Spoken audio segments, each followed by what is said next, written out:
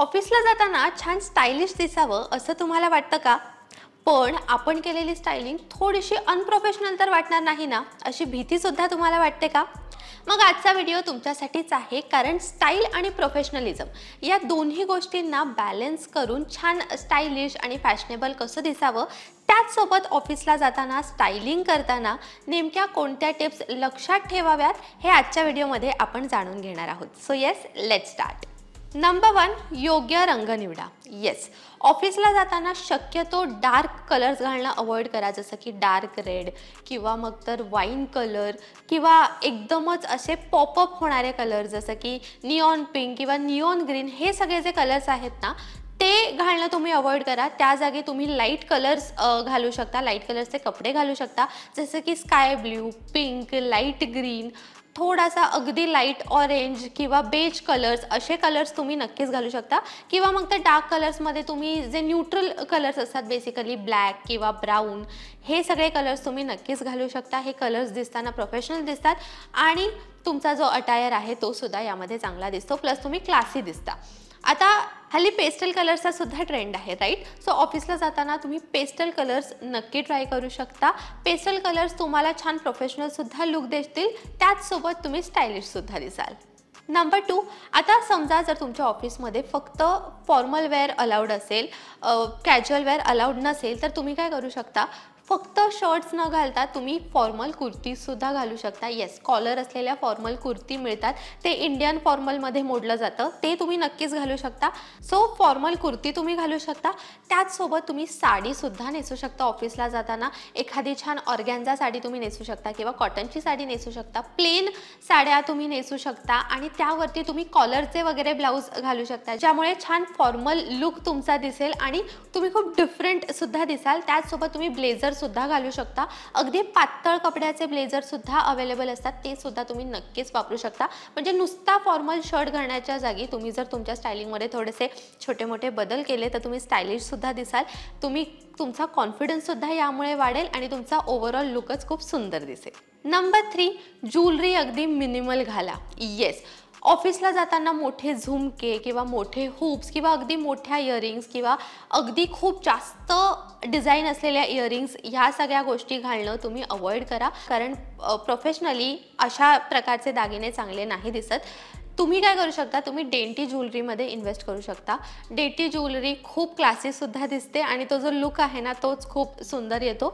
So एकतर तुम्ही dainty jewellery घालू शकता, त्याचसोबत तुम्ही मोत्याचे कानातले घालू शकता. मोत्याचे कानातले ऑफिस वेअरसाठी खूप सुंदर दिसतात. छोटे छोटे टॉप्स तुम्ही घालू शकता. गळ्यात सुद्धा तुम्हाला जर घालायची असेल तर मी आत्ता घातली आहे तशी डेंटी, पण यामध्ये सुद्धा डायमंड्स आहेत. अशा प्रकारचे सुद्धा अगदी बारीक थोडेसे वेगळ्या टाईपचे डेंटी ज्वेलरी अवेलेबल आहेत, ते सुद्धा तुम्ही नक्कीच घालू शकता. याने तुम्ही क्लासीसुद्धा दिसता आणि तो जो लुक आहे तो सुद्धा छान दिसतो. नंबर 4, तुम्ही कोणत्या कलरची नेलपेंट लावताय हे सुद्धा महत्त्वाचं आहे. त्याचसोबत तुमच्या नखांची तुम्ही काळजी घेताय का, हे सुद्धा महत्त्वाचं आहे.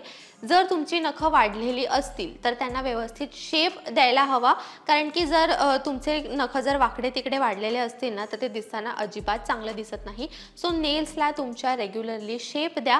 त्याचसोबत ज्या नेलपेंट आहेत त्यासुद्धा अगदी सटल कलर्स जे आहेत तेच तुम्ही वापरत जा.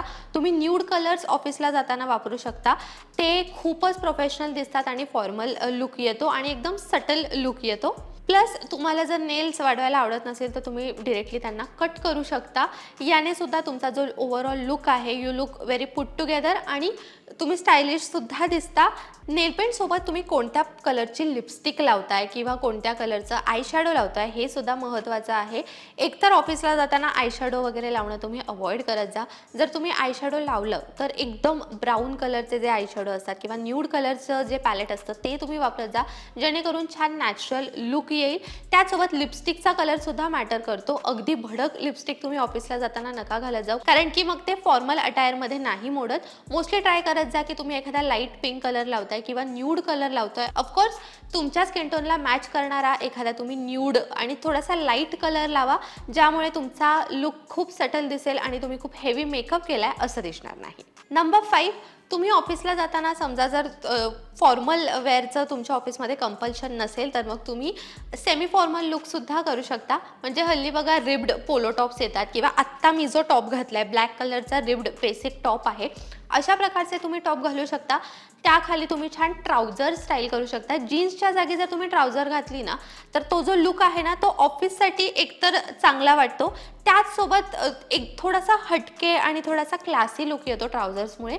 सो ट्राउझर्स बेसिक डेनिमपेक्षा मी तुम्हाला सजेस्ट करेन की तुम्ही ट्राउझर्समध्ये इन्व्हेस्ट करायला सुरुवात करा. याने तुम्हीच बघाल की तुमच्या लुकमध्ये खूप चांगला फरक पडतोय.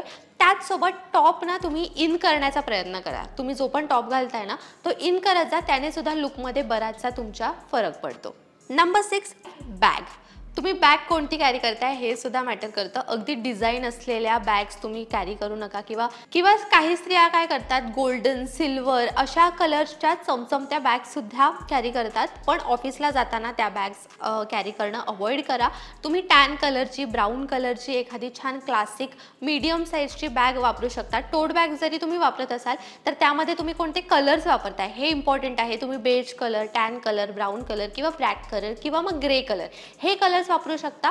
ऑफिससाठी हे जे कलर्स आहेत ते चांगले वाटतात आणि कोणत्याही प्रकारच्या आउटफिटवरती हे बेसिक कलर्स तुम्ही नक्कीच स्टाईल करू शकता. अशा पद्धतीने ऑफिसला जाताना प्रोफेशनलिझम मेंटेन करून स्टायलिश कसं दिसावं हे आजच्या व्हिडिओमध्ये आपण जाणून घेतलंय. हा व्हिडिओ तुम्हाला कसा वाटला हे मला कमेंट्समध्ये नक्की सांगा. हा व्हिडिओ जर तुम्हाला आवडला असेल, हेल्पफुल वाटला असेल तर तो जास्तीत जास्त लोकांपर्यंत शेअर करा. त्याचसोबत लोकमत सखीच्या फेसबुक पेजला लाईक करा, यूट्यूब चॅनलला सबस्क्राईब करा, बेल आयकन प्रेस करायला विसरू नका. लोकमत सखीला इंस्टाग्रामवरती सुद्धा फॉलो करा आणि पाहत राहा लोकमत सखी.